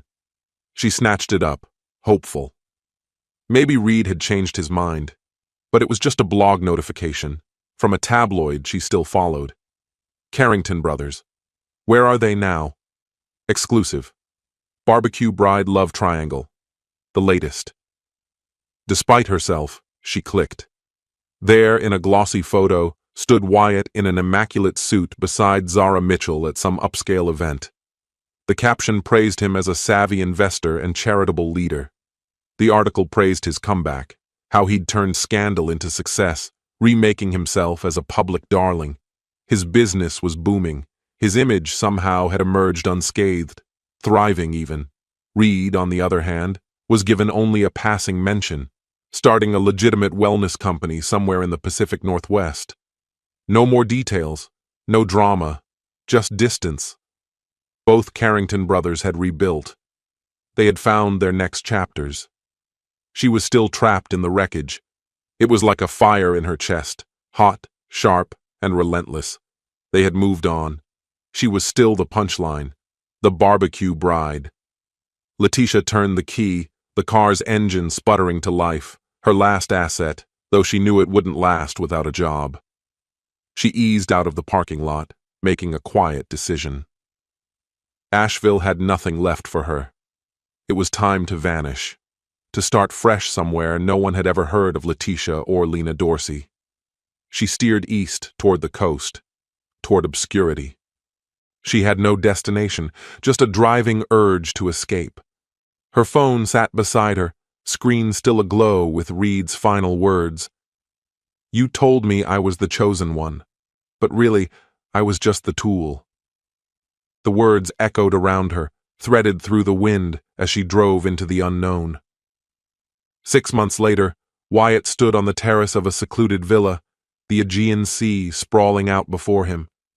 Santorini shimmered in the early evening, white homes clinging to cliffs, blue domes mirroring the horizon. The vineyard estate wasn't a splurge. It was a smart purchase. Property here held its value. But even with practical reasons in mind, he couldn't deny the tranquility the place gave him, something he hadn't felt in a long, long time. This was once the destination he and Letitia had chosen for their honeymoon, a dream she'd carelessly disclosed to his brother during their ill-fated alliance. Now, the island was his alone, or rather, his and Zara's, his business partner in an expanding series of joint ventures. He gently swirled the ruby-colored local wine in his glass, appreciating its complex, earthy notes. The setting sun draped the island's signature white buildings in a soft, golden light, perfectly evoking the classic Santorini charm. Behind him, the terrace door creaked open. "There you are," said Zara, joining him at the railing. "Hiding from the investors?" she asked with a knowing grin. "Tactical retreat," Wyatt replied, smirking faintly. They veered into football talk. I had absolutely nothing to contribute. With a light laugh, Zara reached for the bottle sitting between their chairs and poured herself a glass. The acquisition discussion went well. They seemed pretty taken with the new additions. "That's good to hear," Wyatt said as he sank back into his chair and gestured for her to take the other. "These vineyards could really take off with the right approach," he added, studying the horizon. "Ever the strategist?" Zara teased, her voice light and warm. They settled into a companionable silence, watching the last sliver of sun sink below the edge of the caldera. It was this quiet ease Wyatt cherished most, the comfort of being around someone with no expectations, no pretense. "I heard from Reed yesterday," Zara said, her tone casual but observant. Wyatt kept his expression neutral. "How's he holding up?" "Better than expected. That wellness center he opened in Oregon is actually gaining real traction. Proper investors, licenses, the works." "That's good news," Wyatt replied sincerely. Reed was still his brother, even if the bond had been cracked beyond repair. The betrayal hadn't changed the blood they shared, it just changed what it meant. "He asked about you," she continued. Said he wondered if there was any chance you'd talk someday. Wyatt turned back toward the horizon, the sky now dimming into twilight. Maybe one day, he said after a pause. But not yet. Zara nodded, letting it rest there. He appreciated that, her ability to honor silence without filling it. A moment passed before she asked, "Any word on Letitia?" "No recent updates," he answered. "Last I heard, she was in Virginia, working retail, living with roommates, starting over." "Does that bring you any closure?" she asked, not unkindly, just curious. He took a moment to consider. "Closure isn't the point. Accountability is." "Fair enough." She raised her glass in quiet toast, to surviving the fire and finding strength in the aftermath. Their glasses met with a gentle clink. Wyatt smiled, this one real. To the ashes. Their conversation drifted back to business, their interest in a third vineyard, potential expansions to nearby islands, ideas for sustainable tourism. Night fell softly over Santorini. Wyatt looked out across the moonlit waters and thought about how far he'd traveled, emotionally, professionally. What once felt like the end had simply been the fracture required for a more honest beginning. New boundaries, deeper connections, unexpected success. "Oh, almost forgot," Zara said, reaching into her bag. "Your manuscript came back." She handed over a thick envelope. The title page read, "The Last Toast," with his name just beneath it. "Final edits," she said. "Still on schedule for a spring release." Wyatt ran his hand over the envelope, feeling the weight of it. A mix of memoir and business philosophy, the book traced how betrayal had forced a transformation he hadn't known he needed. "You sure you want this out in the world?" Zara asked gently. "It's more vulnerable than anything else you've shared." "I'm sure," he said without pause. "This isn't about revenge or ego. It's about showing that some endings make room for better beginnings." Letitia's name never appeared, not explicitly. Her part in the story remained as a silhouette, the spark that ignited everything that followed. "I think it's powerful," Zara said. "Honest without resentment, hopeful without glossing over the pain." Wyatt placed the manuscript on the table, making a mental note to read it again tomorrow. Tonight, he intended to be present, to enjoy the calm he'd fought so hard to reclaim. "Top me off?" he asked, reaching for the bottle. Zara extended her glass with a smile. "Of course." A few hundred miles away, Letitia, now using her birth name again, Lena Dorsey, pulled into a gas station just outside Richmond, Virginia. Her 12-hour shift at the department store had left her exhausted, her feet aching after a long day working the shoe aisle. It had been 8 months since she declared bankruptcy, 10 since the backyard gathering that signaled the unraveling of everything. She was beginning again from the ground up, minimum wage job, shared apartment, and a life of near invisibility. Her only online footprint, a private Facebook account used solely for job applications. The humility of it all still stung. She had nearly grasped it, something authentic, something with permanence. Not the curated illusion she'd built for clicks and likes, but genuine accomplishment. Local brand deals were stacking up, collaborations were growing, and her follower count had been climbing fast. And then, in an instant, it all slipped away. What was left were staff discounts and half-heard gossip in a break room that smelled like reheated soup. As Letitia slid her debit card into the gas pump, a small breath of relief escaped. This time, it went through. Her bank account was still a mess, but at least she could fill her tank. Nearby, a group of teenagers burst out of the convenience store, laughing and filming one another, phones in hand. Letitia instinctively turned her head, trying to hide her face, a reflex born from months of dodging recognition in public. But she was too slow. One of the girls, probably no older than 16, had already locked eyes on her. "Hold up," the teen said, narrowing her eyes. "Aren't you the barbecue bride?" Letitia's body tensed, her hand still clutching the pump nozzle. A denial hovered on her tongue, but she knew it would be pointless. Her face had once been splashed across millions of screens. She gave a reluctant nod. "No freaking way," the girl said, already lifting her phone. "It's really her." "At our gas station?" another added, and just like that, the pack swarmed, filming her like a museum exhibit. They surrounded her as she pumped gas, turning the mundane into viral content. Letitia kept her eyes down, heat rising in her cheeks. "What happened?" one boy asked without any tact. "You working here now or what?" "I don't," she replied quietly. "Just getting gas." "Where's your brother?" another teen piped up. "The one you were going to marry?" She reholstered the nozzle and sealed her gas cap. "I've got to go." "Wait, can we get a selfie?" the first girl asked, stepping toward her car. "No, thanks," Letitia said quickly, fumbling for the door handle. "Come on, just one! No one's going to believe this!" Before she could shut it down again, the teens had her boxed in, snapping selfies and recording clips, ignoring how clearly uncomfortable she was. She slid into the driver's seat, turned the key, and drove off as fast as she could manage. In the mirror, they were still filming, still giggling, probably already tagging her in a dozen clips by now. By the time she got home, the footage had already made the rounds online.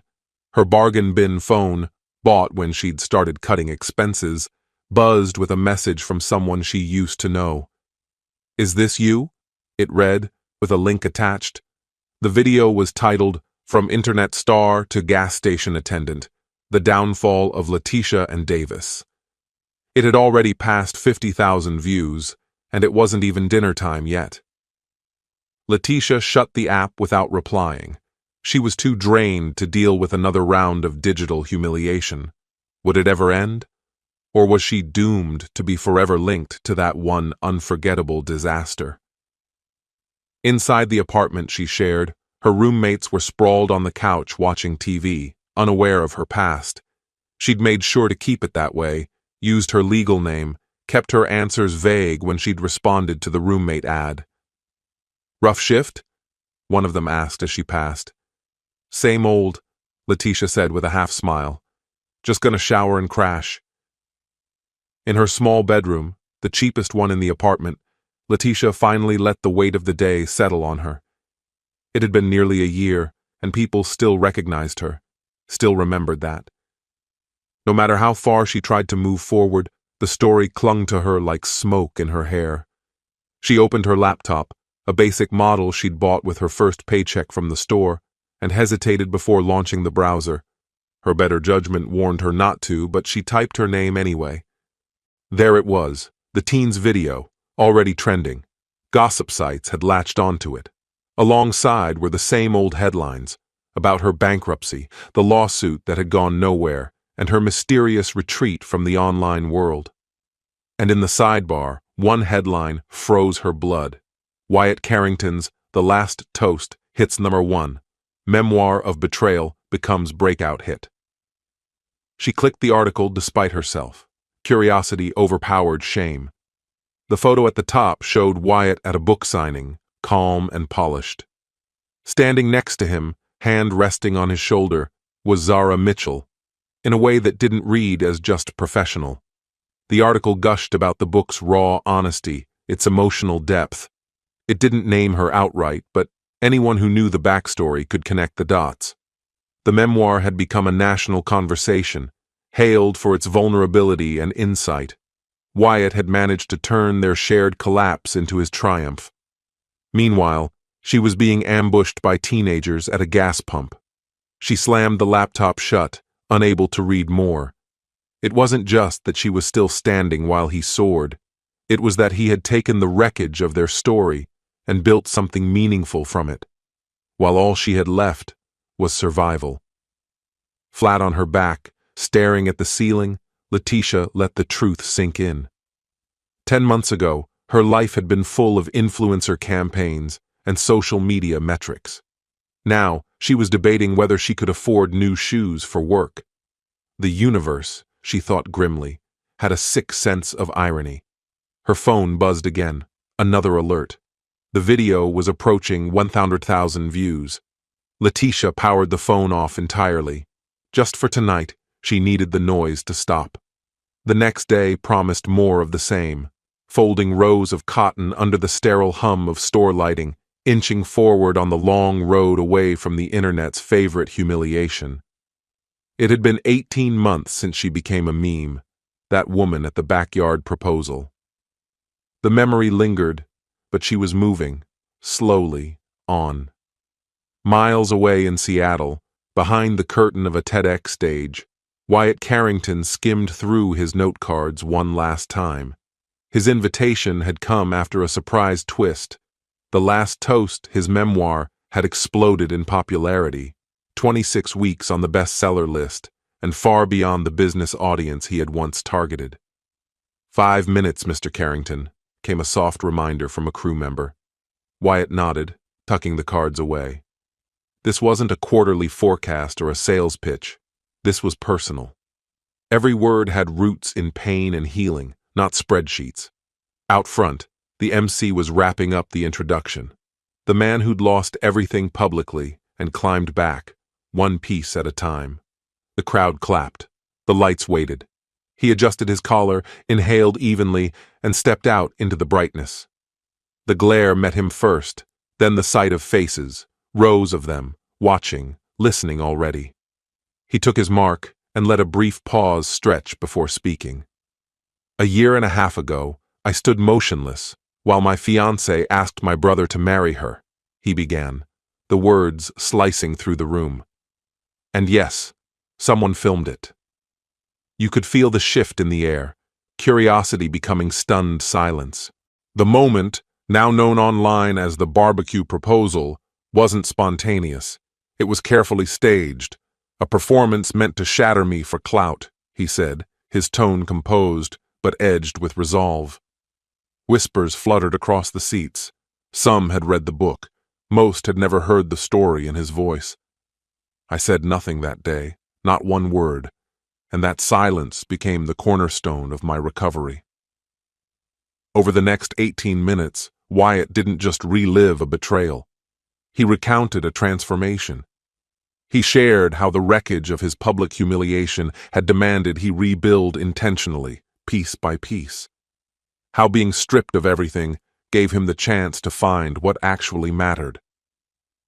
When your world caves in, he told them, you're left with two things, the insight you gain and the person you still are.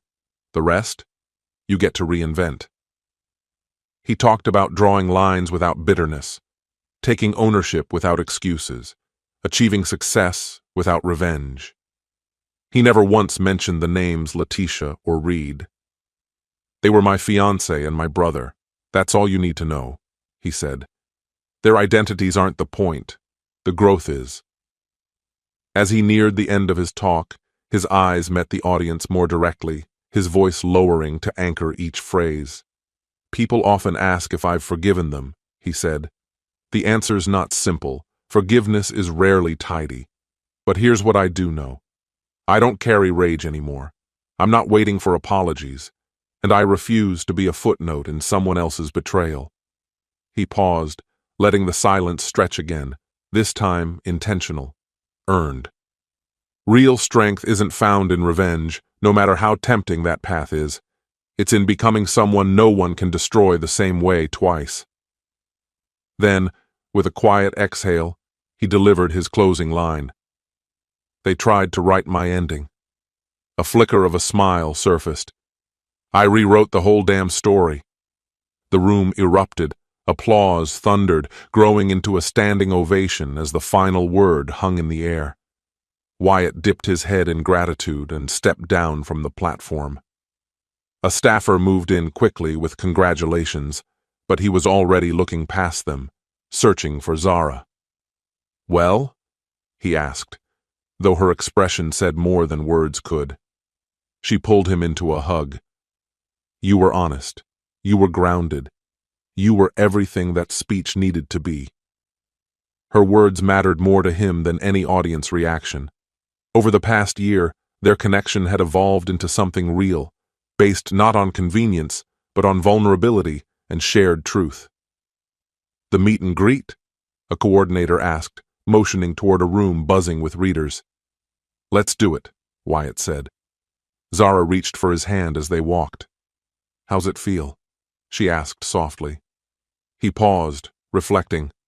"Like I just closed a door I didn't realize was still open," he said. "It feels like letting go."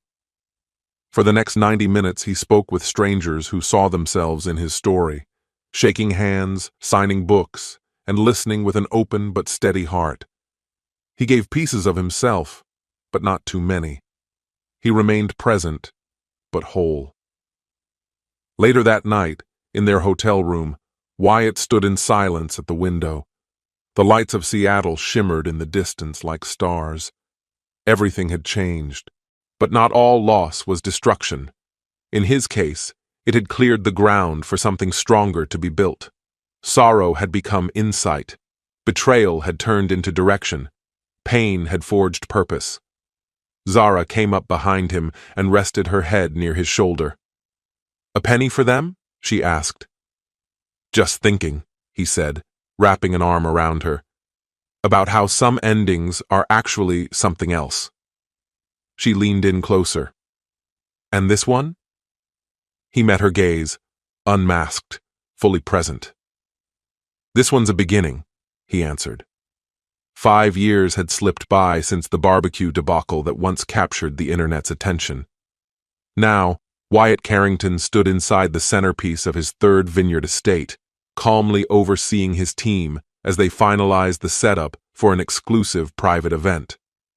What had started with a single vineyard clinging to the sunlit cliffs of Santorini had blossomed into Ashes and Vine, a boutique wine brand with roots in 3 different countries. His best-selling autobiography had taken him in unexpected directions: keynote addresses, advisory positions, and eventually a reputation as a visionary in resilience and transformation. The viral footage that once threatened to define him had faded into irrelevance, an origin point, no longer the whole story. From an adjacent room, Zara emerged, clipboard in hand, her face a blend of concentration and affection. Their partnership had surpassed all expectations, growing into something dynamic and deeply entwined, creatively, professionally, and intimately. 2 years prior, they had stood before a small circle of trusted friends and family, including Wyatt's brother Reed, and exchanged vows in a quiet, intentional ceremony that marked a new beginning. Zara approached with an update. "The investors are due in 20 minutes, she said. "The 2028 release is ready for the tasting." Wyatt gave a subtle nod, adjusting the silverware neatly laid across a rustic wooden table. "And the special bottle?" he asked. Her smile widened as she revealed a gracefully labeled wine. "Here it is, the Last Host, 5-year commemorative edition."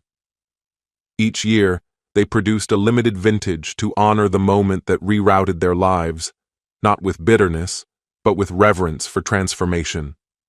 What began in chaos had become a quiet annual ritual, a reminder that sometimes collapse is simply the first act of renewal. "It's beautiful," Wyatt murmured, rotating the bottle in his hands and studying the label with a quiet smile. Elsewhere, nearly 300 miles away, a woman now known as Lena worked behind the counter of a small boutique, completing a customer's transaction. Her world had grown quiet, far from extraordinary by public measures, but grounded and serene. Though a rare glance of recognition would come her way, the frenzy that once followed her name had subsided. She had rebuilt, too, not with applause or headlines, but with honesty and a clearer sense of identity. The fame she once pursued had turned out to be hollow, eclipsed by the simple depth of genuine connection. Occasionally, she would see Wyatt Carrington's name appear, his vineyards, his books, his speaking engagements. And in those private moments, she finally grasped the truth he had once tried to convey, that a meaningful life is made of substance, not spectacle. His world had taken root in solid ground. Hers had been reflective and fragile, a maze of illusions. When crisis came, only one foundation endured. As for Reed Carrington, he had found his own rhythm far from the spotlight, running a small but steadily growing wellness retreat nestled in the mountains. Though his success was modest compared to his brothers, it was built on sincerity. The rift between them had narrowed over time, never fully mended, but carefully bridged. The old video, still resurfaced now and then, often buried in compilations of romantic disasters and internet oddities. But its sting had softened. It was just another artifact from the viral churn, no longer a wound. Wyatt Carrington had long left it behind. As he readied himself to toast the investors who had stood by Ashes and Vine from its uncertain origins to its current acclaim, a quiet pride welled within him. What he had created was not born from bitterness or revenge, but from clarity and intention. His greatest victory wasn't in proving others wrong. It was in building something so full, so meaningful, that the past held no claim on him anymore. His final toast wasn't to what had fallen away. It was to what he had forged in its place, a future shaped entirely by his own design. Our story has come to an end. What do you think about this story? Share your thoughts in the comments. And if you enjoyed the way I tell stories, head over to my channel and check out my other videos. May the force be with you. See you soon, my friend.